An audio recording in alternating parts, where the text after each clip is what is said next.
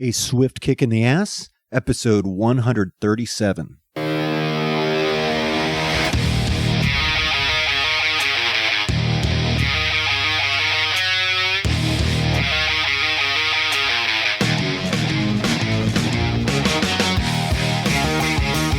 Life is challenging and difficult. No one gets out alive. Time to suck it up, Buttercup. Get ready for a monster-sized boot, aimed to help you get traction on personal change and get living. I am John Curran, your host. Join me as I share my journey, exploring the forces that motivate us to change and help us get through whatever life throws at us. A swift kick in the ass. Life on your terms.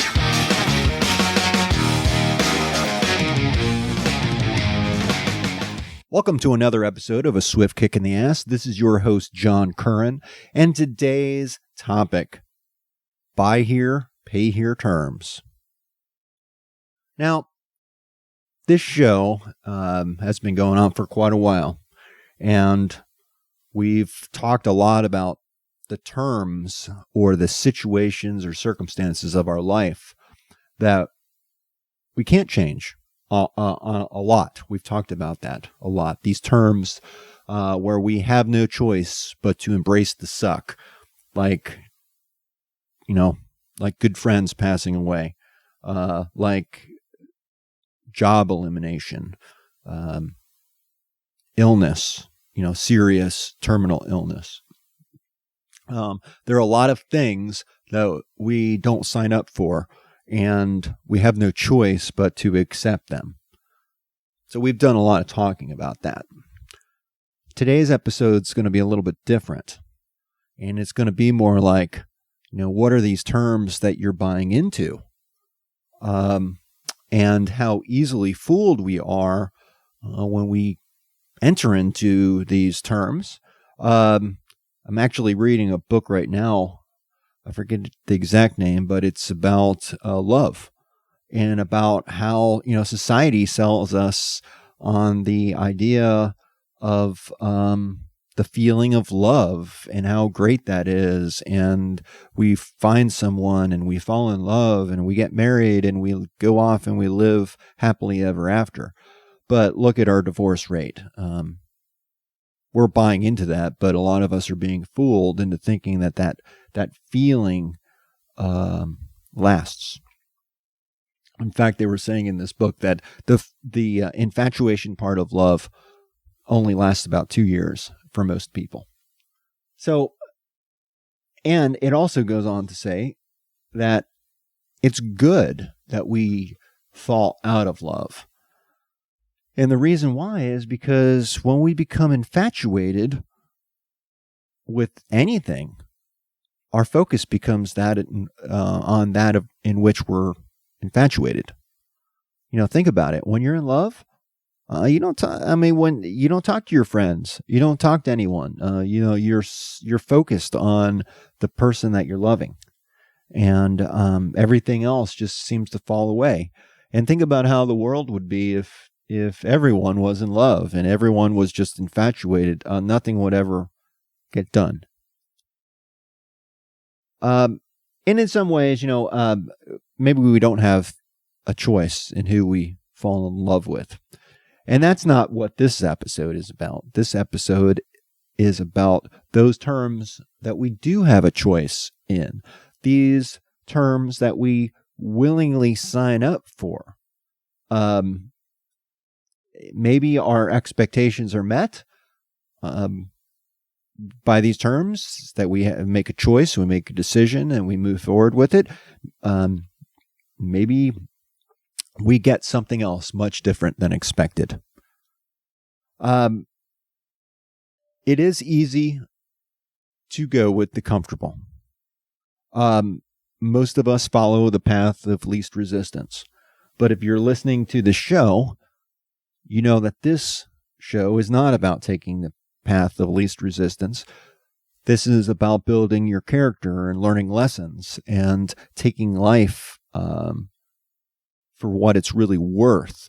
and increasing the value of your life through your experiences and through your actions, and just trying to make the best possible life that you possibly can. And we do have a choice in a lot of that. Unfortunately, some of the choices that we make are not the best, and then we find out, man, this has really been bogging us down. Now, it's easy to think about this in financial terms. Think about these deals that you signed up for. You signed a contract for the gym, and you have the best of intentions of going, and maybe you even go, but then you stop going. But the payments continue, and you're kind of locked in a contract. Or any, contract that maybe you sign up for and then you regret it later. I think this happens really to all of us from time to time. And how we deal with that really helps define our life, because our life is what we have to live with, right? And it's our experience, our day-to-day experience that adds up over time. And you're just live it. When you live with it and you accept it, you just say, you're part of your life. Time to move on. I'm just going to deal with it. This will pass. And most of the time, I think it does. What I have been buying into has really been of a physical nature. My body has been in a lot of pain the last several years.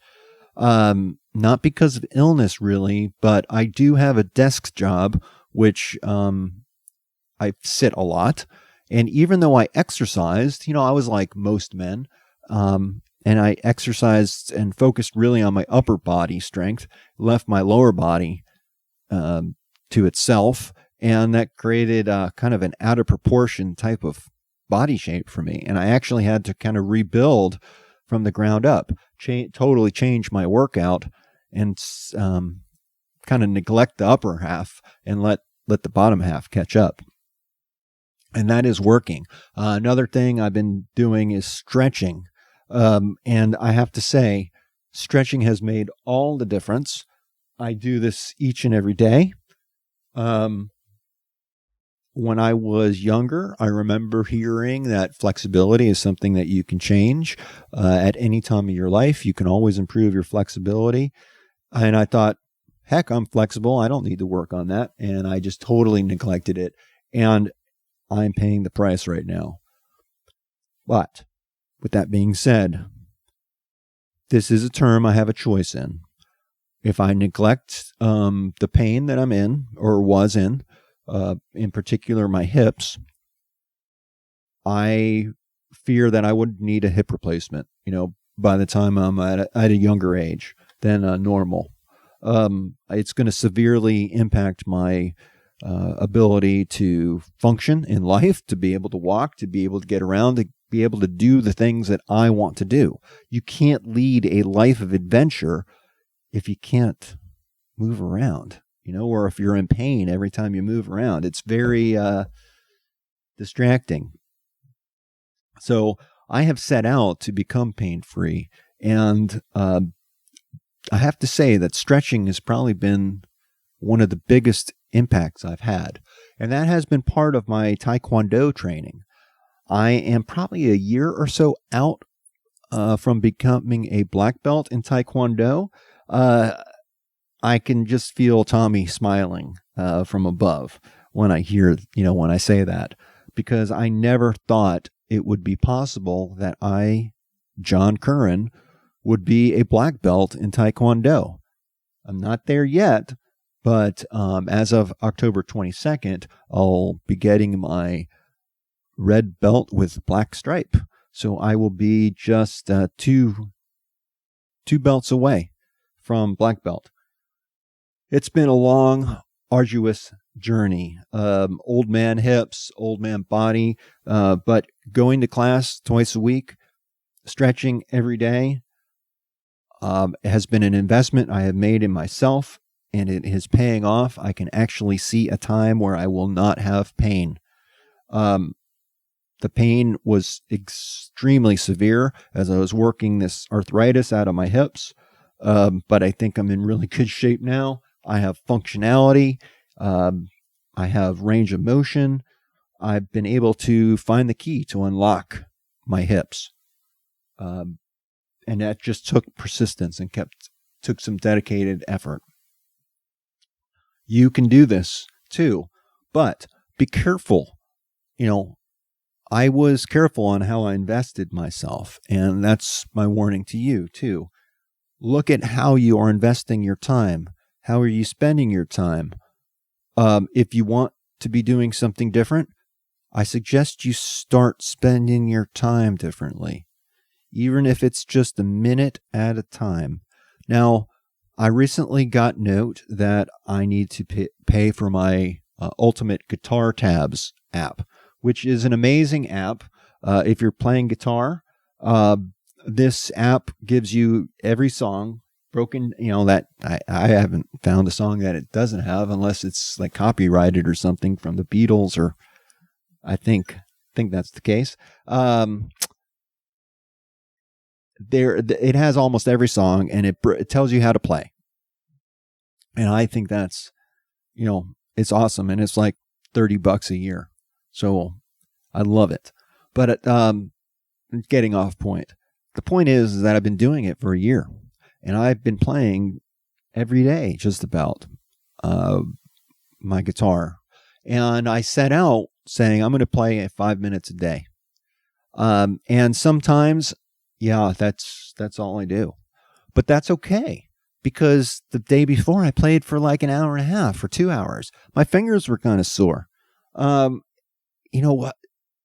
I'm not beating myself up, because I'm still living with the goal that I set for myself, or the terms that I set for myself.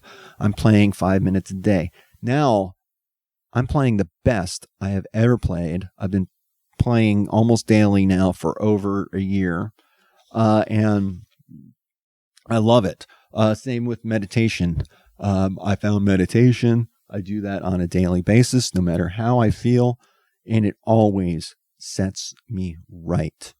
These are terms that I have bought into. When Tommy died, it sucked. I had to embrace the suck. But now I am through that, embracing the suck, and I've come through to the other side. Life is very different now than it was when Tommy died. And I cope with life differently. Not only is life different because Tommy's gone, but I view life, I think, differently. I've become much more grounded. I have sought inner peace, and I think I have found my inner peace. One of the reasons why I have not been podcasting as much recently is because I've been really focused on getting crap done that I need to get done. And what I'm finding is that as I mark things off of my checklist, I'm also checking other things off of the checklist, because I'm really thinking about my actions and the outcome of those actions. Let me explain a little bit. So if you see something on the countertop, like say a piece of junk mail, are you just going to leave it out? Or are you going to look at it and say, you know what? No one cares about this, and throw it away? Or are you just going to say, no one needs that, and you just leave it there, and you end up staring at it because no one's going to throw it away, but no one takes action, and it just sits around. And then the more junk mail comes in, it just accumulates and makes quite a big mess.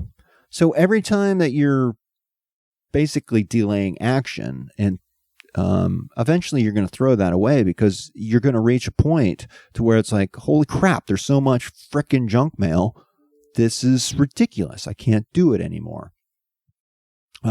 We have to clean up, and it becomes this huge task. Whereas if you would have just chucked it that day, it would have been over with.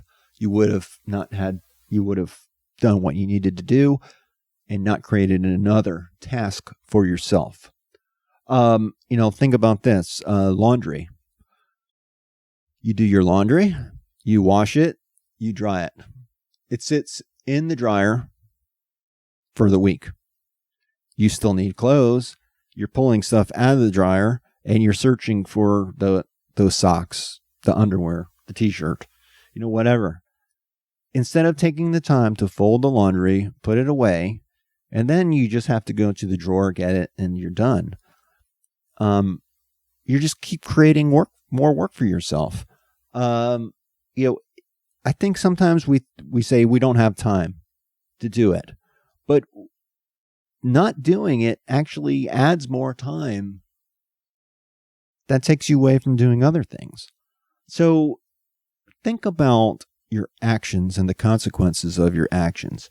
Are you adding to your checklist when you're checking one thing off? Maybe you're adding not just one, maybe you're adding 2, 3, 4, 5. I found myself doing that a lot. Are you creating more work for yourself unnecessarily just by the way you're handling things? And there's no real right or wrong. Sometimes it's good to put things off. Sometimes it's good to push back. If you're married, I'm sure you can relate to this, dealing with your spouse and how they want to keep the house. It might be different than yours. And there are some things that we're just like, you know what, I could do this myself. But if I do this, then my spouse is never going to pick up and she's never just going to, he or she, I guess, never going to, catch on that I'm not going to do this anymore. Put it on them and hold them accountable instead of, and letting it go if they choose not to do it. Let it be their choice. But take yourself out of it because you can't change other people. You can only change yourself. You can take action yourself directly, but you can't force other people to take action. You can't force other people to make things more important than they feel it is. It's very individual. It's very unique, and it's all up to you, really. Is this a problem? Well, maybe it's a problem because you're making it a problem. It's not a problem to the other person. And just because it's your problem, it doesn't make it theirs.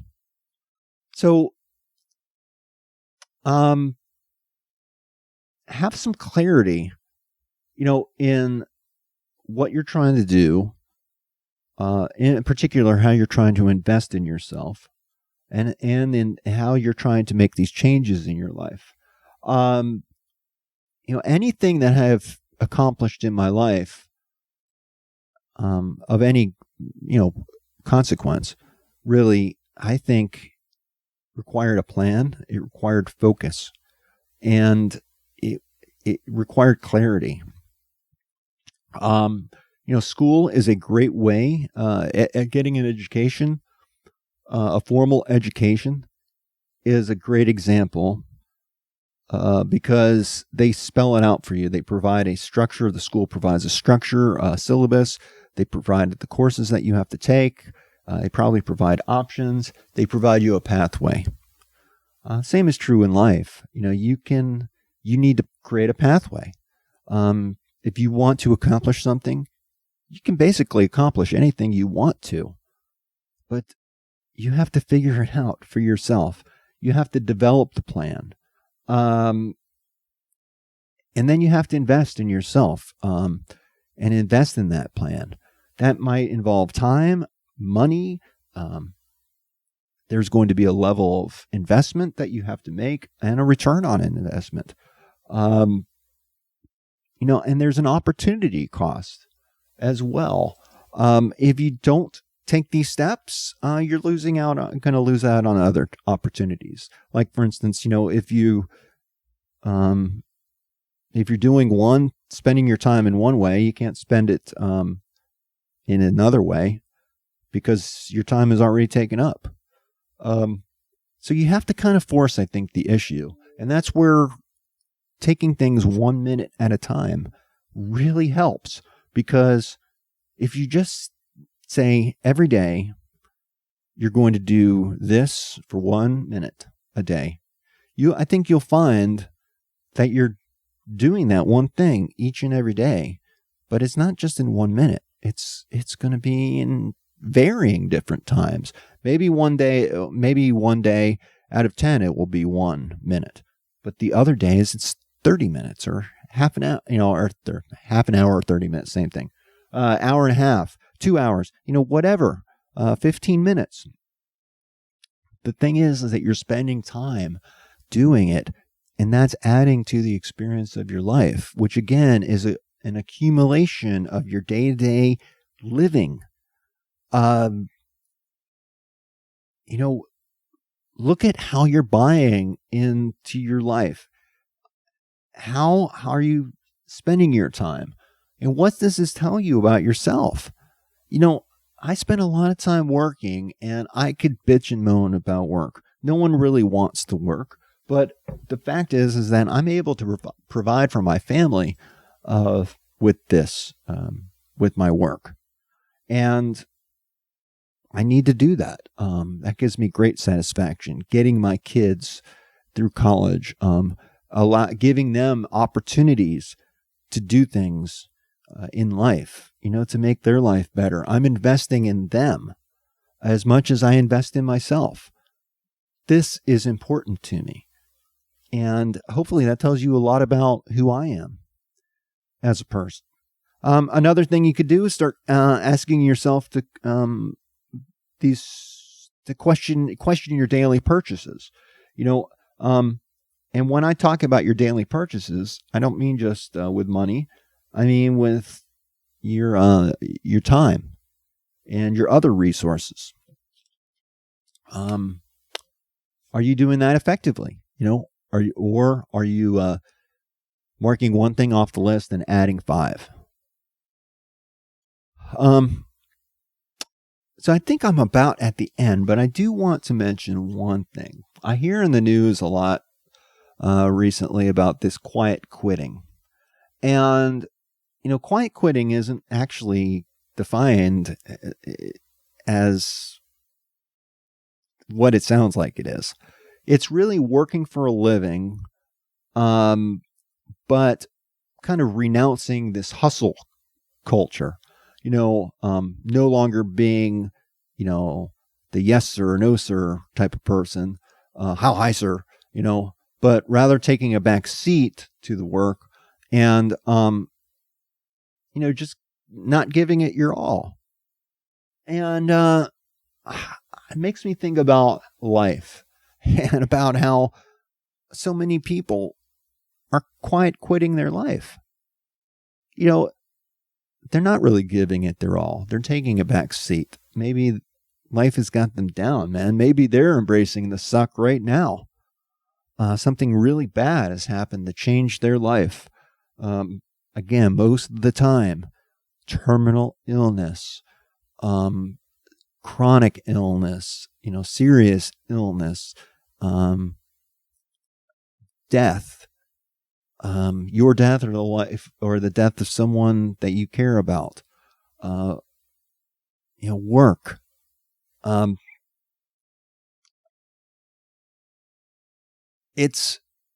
There's more to life than work. You've heard me say this before. I'm going to say it again. Life neither ends or begins with work. This is your life. And these are your terms. I'm here to kick you in the ass and tell you to start taking over your terms. You have choices to make. I'm not going to make them for you. You need to make them for yourself. But keep living life on your terms. I'm going to get down off my preacher's soapbox right now. But thank you for listening. This is your host, John Curran, and this is a Swift Kick in the Ass podcast. Until the next time.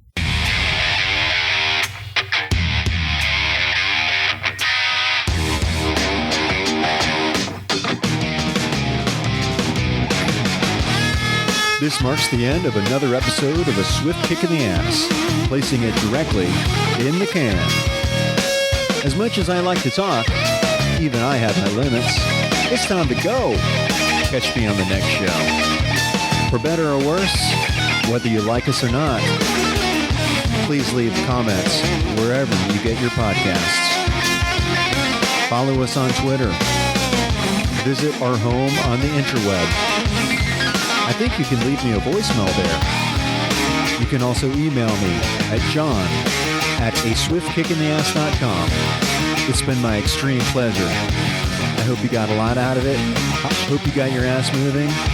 Until then, until the next time, I'm out of here. Peace.